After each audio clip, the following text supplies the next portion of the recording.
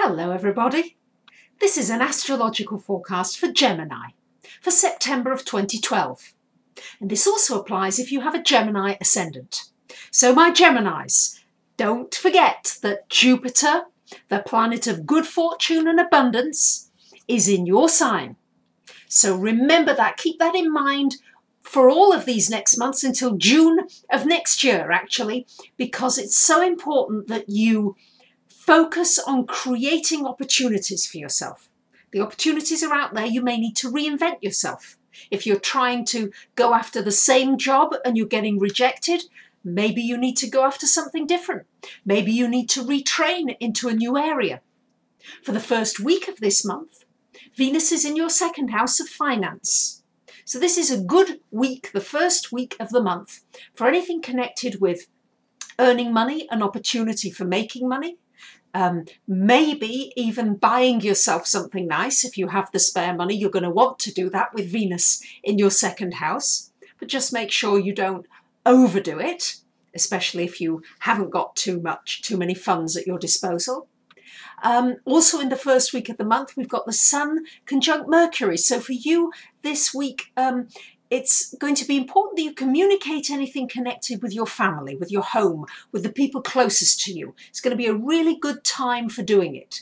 It's also a very good time for signing contracts on a piece of real estate, a house, land, renting somewhere. Anything connected with real estate and deals is also a very good week for it, is this first week of the month. Also, there's going to be a big focus this month on your home, your environment. How happy you feel with it, whether you want to make some changes, and also whether there's some communication that you need to make with somebody in your environment, in your close environment.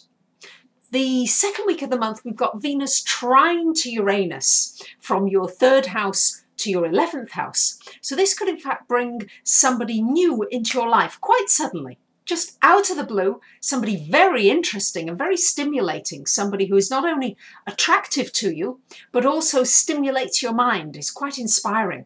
You might go and hear an inspiring speaker. You might hear somebody on YouTube that just gives you a load of ideas and you're all fired up. And Geminis, you love to feel that fired up feeling where information is swirling around. And we've got Venus in your third house for much of the month. So wonderful time for learning, for communicating, for sharing things with your community, in your environment.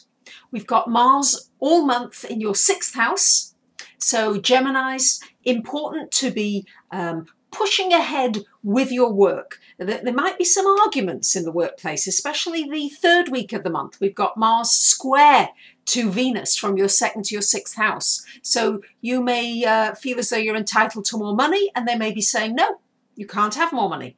Or there's just maybe something where you're feeling as though you're not quite getting what you deserve in work, the kind of recognition that you deserve for all the work that you do. And it's not Mercury retrograde, so I can't even blame the phone going on a Mercury retrograde, but it did stop. So therefore, that's great. We stopped it in midstream. Now, on to the third week of the month. We've got Mercury square to Pluto.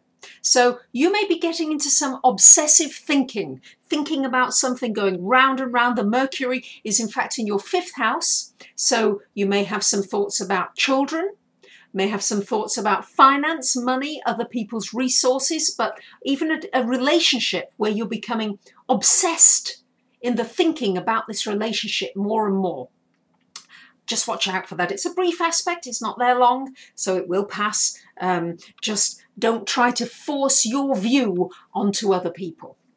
The last week of the month, we've got a lovely trine from Jupiter to Mercury from your 1st to your 5th house. So you may have some good news. It's also very good for business.